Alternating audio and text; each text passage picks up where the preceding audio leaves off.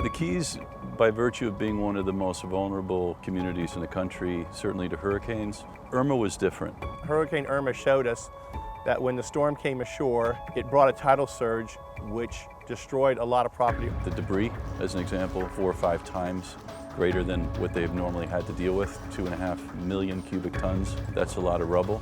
So there's a lot of infrastructure work that needs to be done, and I think that's going to end up coming out in taxes. It opens everyone's eyes to the fact it is a very high-risk area.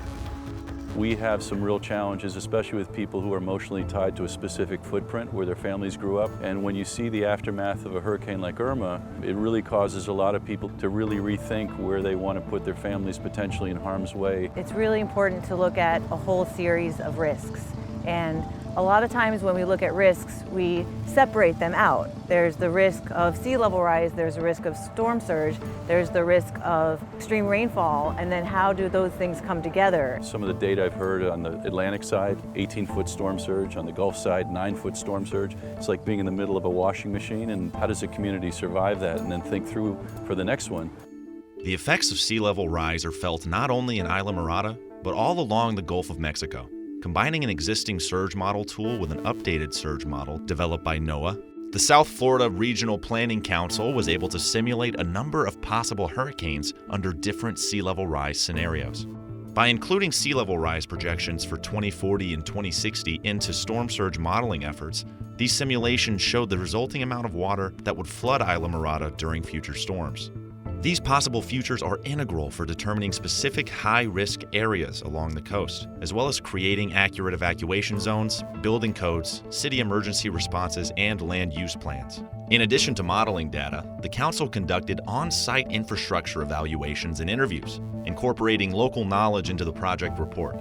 The final result is a web portal containing the local feedback, specific findings, and interactive storm surge flood maps that compare present day and future surge and can help users identify high-risk areas or check on the location of critical infrastructure.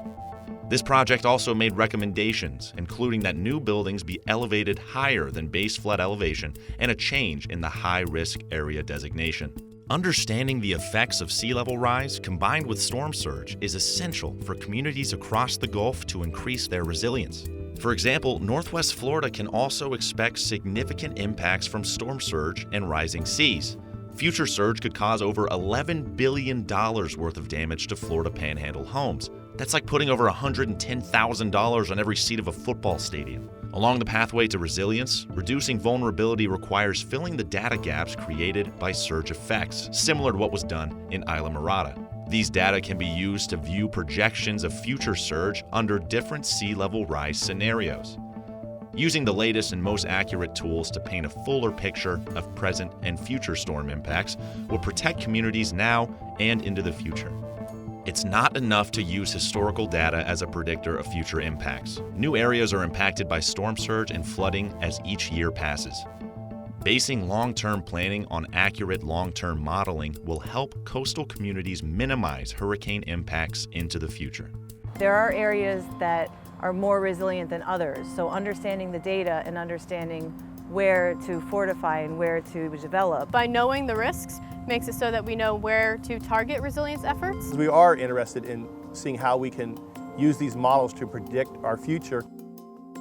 Sometimes a hurricane or a natural disaster is what it takes to really take the bar and have to set it, even though those challenges require a lot of decisions to be made. Resilience planning encompasses so much more than engineering and hardening and infrastructure. There always needs to be some component of the natural environment. With all this knowledge, we're now budgeting and planning for the next future years. If you look at economics, $1 in mitigation or planning can save $4 to $6 on the recovery side. $1 million that you can invest in infrastructure that's going to save you $6 million down the road, that's very smart. When you talk about the next step in all of this, it's really trying to provide an opportunity to talk with each other, because there's great information and there's great science. It's absolutely essential for the community to buy into any type of action taken by local governments to increase resilience. There is an extraordinary love and passion for this place. It will always be resilient and it will always be spectacular.